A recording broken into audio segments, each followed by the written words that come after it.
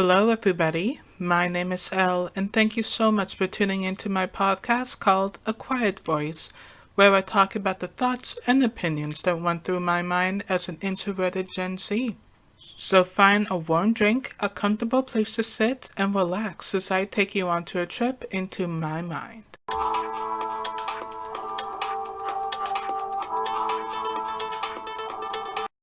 Thank you for tuning into my first episode of A Quiet Voice. I decided a good introductory show would have been an explanation as to why am I starting this podcast. What made me decide to do it? I'm sure plenty of people just decide to create a show or a YouTube channel, and their motivation is the fact that they wanted to put something out there and leave their message behind so that other people can see it and know about their lives. And so that is a part of it, but really I've never been the type to get involved in social media or to hang out with friends or really that sort of thing, as you probably guess with the introvert-centric nature of this channel. And you're probably hearing that I'm not exactly the most talkative person either, so why did I decide to start a podcast which is solely based on me speaking and having viewers listen, so why bother? I didn't come to the decision to start this channel lightly. I sort of went back and forth time and time again trying to decide, is this really a path for me, and is it something that's really worth for me to pursue? Could I actually do it, or was this really just a waste of time and I should be looking elsewhere? But really, what is your 20s if it's not the time to take risks? And it's not as if I don't have the means to take this chance at this time. So I'll just take a leap of faith and just hope that this ends well.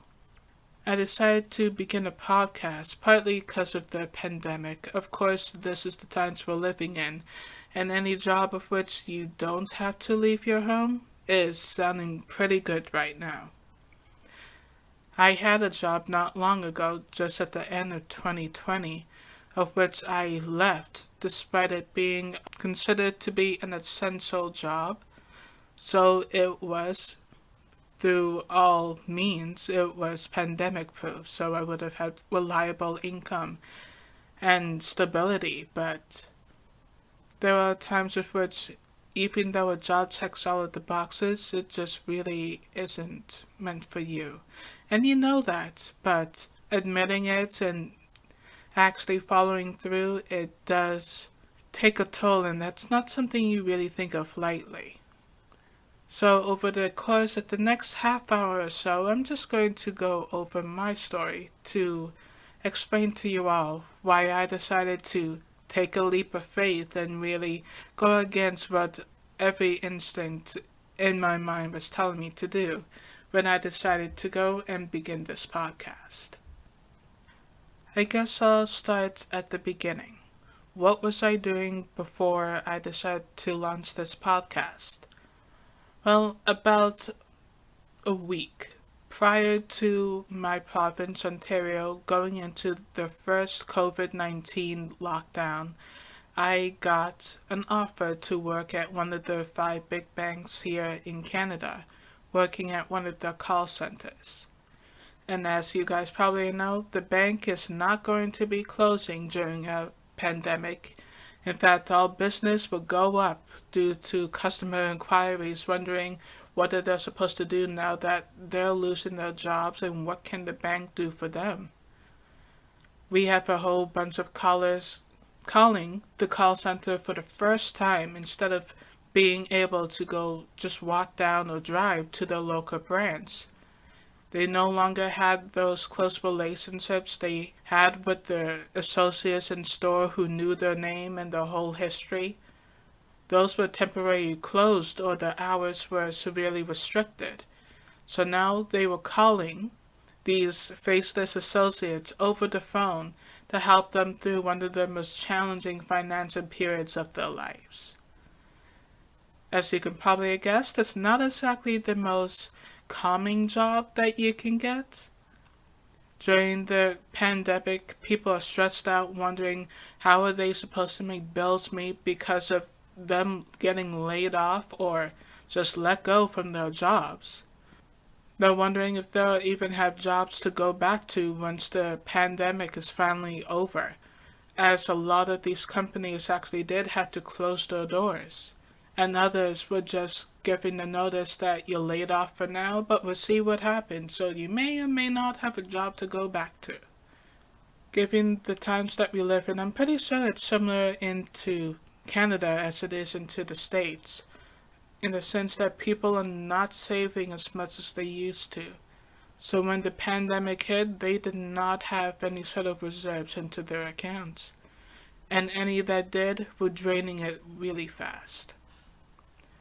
So what's it like at a call center during the pandemic?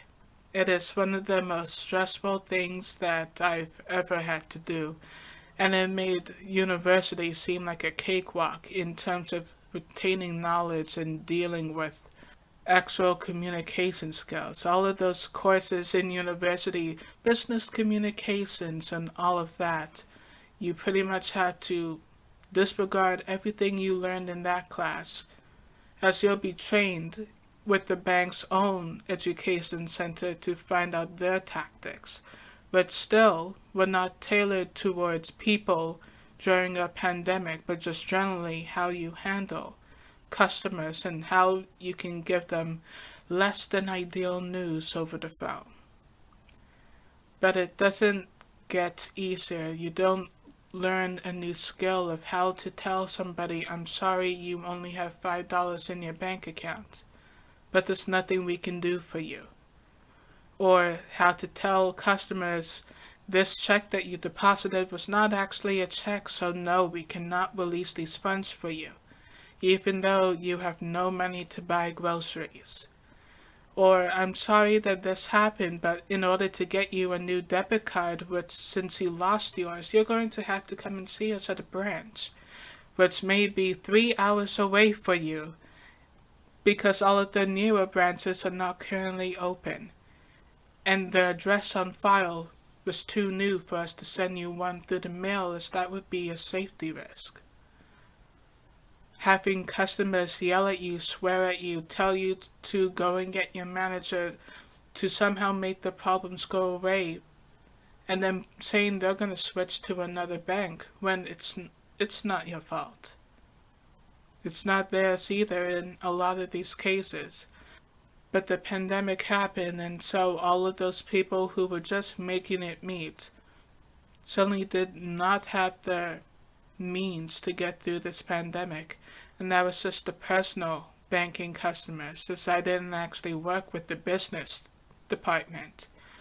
But I had to filter through those calls to them as well to find out they want to know whether or not their business is going to survive, and whether or not they'll be able to afford to pay their employees for much longer. I worked with that bank for a total of 8 months, and that was just a series of ups and downs and feeling of confidence being raised and then having it crushed again. Somehow trying to think of loopholes to assist the customer, because this is desperate times and you're wondering if the customer is telling the truth or if they're just taking advantage of the situation to try and get a better deal for themselves, even though you were going far beyond what the bank would expect you to do. How do you know when the customer says that they are stuck at the side of the road with no money available to them in their bank account, when they had just deposited a check the day before through an ATM? How do you know that they're telling the truth, that that check will clear, so that you can remove the hold on it, so that they can go and buy gas? How do you know that they're being sincere?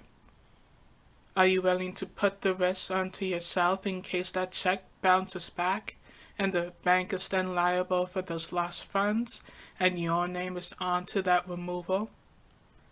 Some people are cut out for that sort of environment.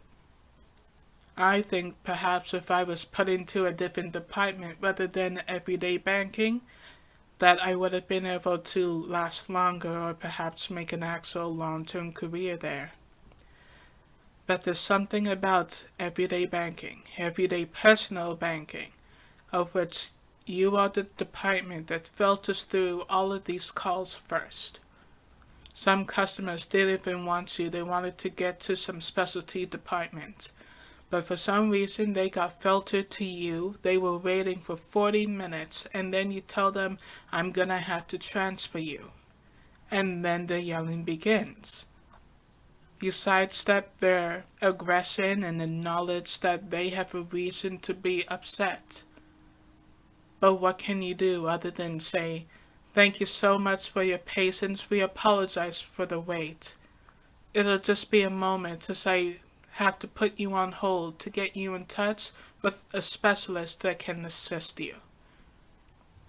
And then what do they say? So I'm going to be put on hold for another 40 minutes? And all I can say is, it'll be less than that since I'll be putting through the transfer myself. But will they be put on hold again? Most likely. And then you'll be expected to get some surveys back at the end of each month. Customers filling these in to determine whether or not they were satisfied with your service. Of course, everybody had something to say about the wait times. You told that customer no, we couldn't do this for you over the phone, that you had to come and see us at the branch because the system does not allow it to be done. They don't care that you wanted to assist them, but it just was not within your means to do so. You did not have the authority to override the system to allow that to go through. But that doesn't matter, and they will score you negatively, which will affect your overall rating in the organization, which you will see put up against every other employee in your team and in their building as a comparison of where you stand. Well, being the rational person that I am, I know I cannot blame everything onto the work environment. There are plenty of people that manage to assimilate into this new world that we're living in. They went through this accelerated training schedule, which was condensed by a third, and then were able to be assets to their team and receive high ratings. I myself was not one of those people. They were constantly hiring, even so I've left the bank a month ago today. And I still see the job ads going up, as I have for the past few months. These people keep coming in and hiring new employees to take over, and I know that I'm not alone in my struggles, because if I was alone, they would not still be urgently hiring to this degree, and the call volumes would not be as high consistently at this point.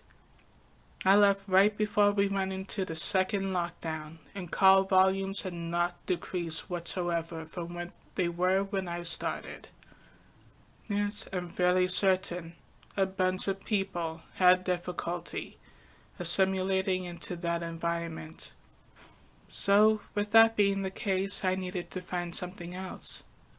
Although I can't say that I'm surprised that I struggled with my first job outside of university, working full-time out into the real world, I was disappointed, to say the least.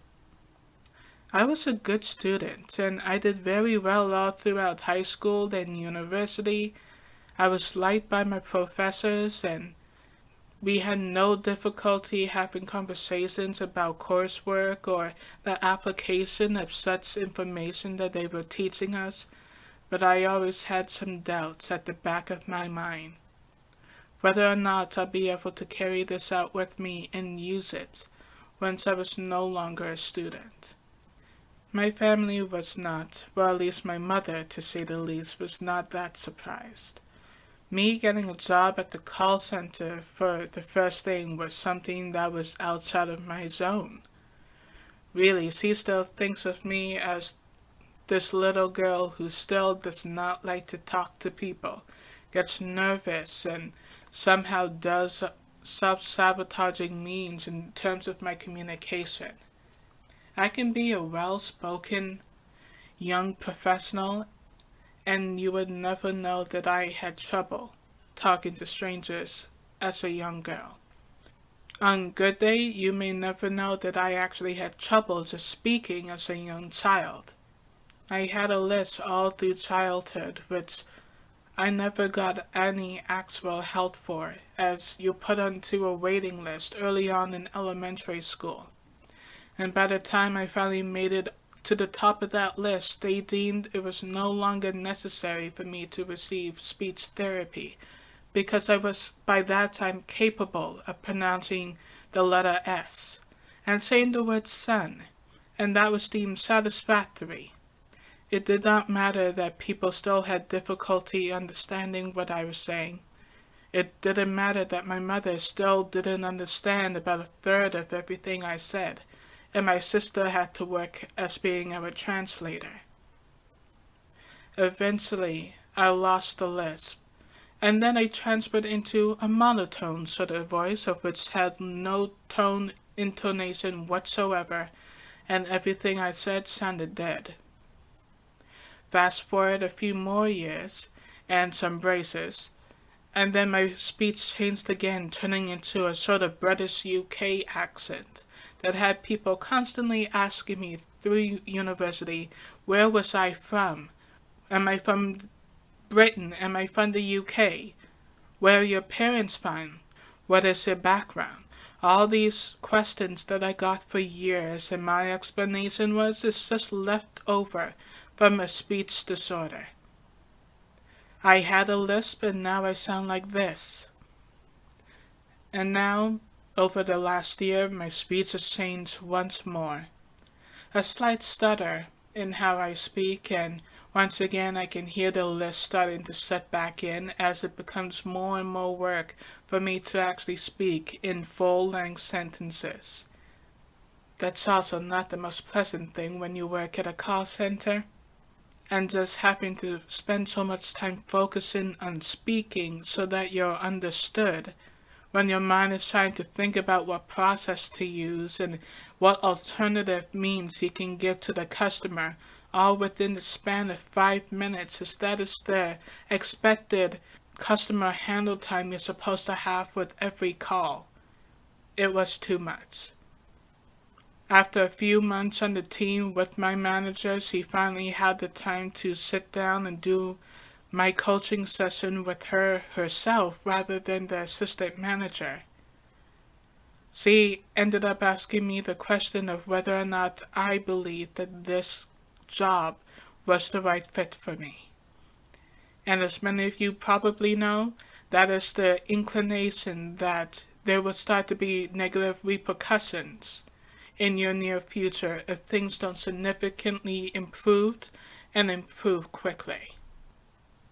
To be honest, I knew that I was not advancing how I should have been. I had already passed the probation period about 2 months prior, and the only issue we had was my handle time. With a target handle time of 5 minutes, my average of 8 minutes, the diff was like a glaring red stain onto my record of my employee worth. And if I'm already at 8 minutes before I even work on primarily selling products to customers to try and generate revenue for the bank, then how am I supposed to do that if that will likely push me over 10 minutes? Is it worth it? Does it matter that my customer responses that I got back were mostly positive, and they would often compliment me on the phone, telling me how grateful they were for my patience and consideration, and me trying to go the extra mile to assist them? Does that matter? When your manager is telling you that your handle time is too high, and that if it doesn't improve, and improve soon, there will have to be some negative repercussions and write-offs happening? A week after that meeting, I submitted my email to her saying that I was resigning, right before Christmas. Was she surprised? No. Was he sad? I don't think so.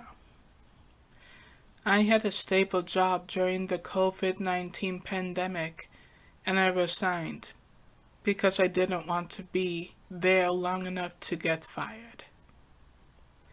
So I stayed home, I enjoyed the holidays, I had money in my savings account, so I knew that I would be alright for quite some time. This was a good time for me to appreciate the fact that I am a cheap person and I saved all of my money. But I didn't want to just be a failure, and given the world that we live in, from the social media and information era, there must be something of which I could do. Despite not being the most technically inclined person, especially not for my generation. The first thing my mother talks about is me doing YouTube, as she discovered that herself a few years back. She sees all of these videos about people starting a YouTube channel and making thousands of dollars on it each month. I just look at that and I know that I don't have the technical expertise to crank out videos like the ones we enjoy watching. Just the thought of having to gather all of those clips and how to not get demonetized was just like a chilling experience. It's just like, that's not something I wanted to do. Not to mention having to show your face on the internet so that everybody can look and judge you, because that's what the media is right now. That's what Instagram, YouTube, Facebook to a lesser degree, because everybody has something to say now. No, I thought doing a podcast would be better. It's harder for me to speak and have a conversation with a person now, but a podcast isn't really that bad, as it would allow me to just edit out all those pauses and the stumbles into my speech so it doesn't sound nearly as bad as it is. I'm a quiet person. I don't enjoy social interaction to a great extent because I find that draining. And I'm always wondering whether or not the responses that I'm giving is considered normal to the person receiving them. I lack the social skills and friendships when growing up to know what's considered normal and what's abnormal, having learned most of what I considered to be normal from books and stories that I read. My first experience of what a romantic relationship would be like was actually from reading the Twilight novels, as that was the first novel I read by choice. And I kept reading ever since, and that's what I learned what social skills and social cues were. Few more years, watch a couple of movies, and it's just like, yep, that's it. So, yeah, a podcast seemed like a pretty good way to go, as I could record it all on my own in solitude, and just really just speak what runs through my head, say it out loud, record it, and see can anybody relate to the thoughts that go through my mind. I've always been a person that had a lot to say, but lacked the voice to say it. Not just because I was shy, that was only the case some of the time, but mostly because I didn't think it was worth it. Why rock the boat or really attract any extra attention to yourself when people that surround you that you encounter on a regular basis don't expect or really want to hear what you have to say because they consider their voice to be more important than yours, or because some other factor, being your age or your race or your life experiences, would somehow invalidate your opinion on certain situations. Because really, who wants to listen to the young person, the millennial or the Gen Z about these big issues? Because really, what could they know? What do they know about life and living in this world, and how are they supposed to say anything credible when they have so little experience? so that automatically makes them invalid. Let alone the quiet person into the corner that seemingly says nothing and then suddenly decides that they have something to say, and people just go and look at them as if they are the one that's crazy. Why they suddenly decide to speak up? An issue of which they actually care about, and they just deemed that it was worth speaking about. You probably heard the saying of when somebody says nothing and then suddenly they just speak and people turn to them and ask why. And they're just like they had nothing to say before. Well, I myself have something to say now. It's hard for a person to get anywhere in life, not letting their voice be heard. This isn't a time for people to remain silent. This is a time for you to say what's on your mind, and hey, if you got some life experience or a story or some facts to back it up, you present your case to the world and see what others say about it. This podcast is about a quiet girl of which never had any true friends to speak of, moved around a lot through childhood so never could make any real solid life connections, got raised by a single mother who was not really the biggest fan of having friends and going out. See herself as an introvert by nature, not because she fears anyone, but because she's not the type to take bullshit. And she raised you to be much the same as her. So yeah, the time to be quiet is past. Being quiet doesn't take you anywhere. If you have something to say, the time is now here for you to say it to the world. I created this space so that my voice will be heard. Here, at A Quiet Voice, you will hear the thoughts that go through my mind on a regular basis. Not all of them you would agree with. Some of them you may think is ridiculous. But as long as you listen, that's okay with me because I'm tired of always being ignored. Ignored for my age, ignored for lack of experience, because sometimes you just need to hear a fresh perspective so that you know that another one is out there.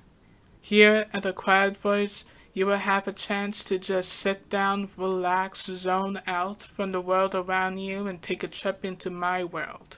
Will you enjoy it always? No, but I'm pretty sure it will always be interesting. And this will be a journey of which we can all just go on together. When you're hearing my opinions, you will think about your own, and perhaps you have some that you didn't even realize you had. We'll go over and talk about what's happening in the world, what's happened in my life experience through growing up to adulthood, of which we all pass through. If you're parents, you'll think about what your kids will be going through now if you're from a different generation. And you'll see whether or not they have the same kind of struggles. I live in Canada. Things are quite similar in the States. We watch you guys constantly. If you come from across the ocean, if you're in Europe or Asia, Australia, or any other place of which the way of living is significantly different from us here in North America, then you'll also enjoy the different perspective and see how much they have in common. Here at The Quiet Voice, I hope you find something of which to take into consideration once you finish listening to my stories. If after you take out your earbuds and then you think about what was being said, after it's long over, then I'll take that as a win. If the conversation keeps going, then that's something I can be thrilled about. Thank you so much for listening to my first episode, and I hope that you'll be back to join me once more on A Quiet Voice as we take another dive into my mind.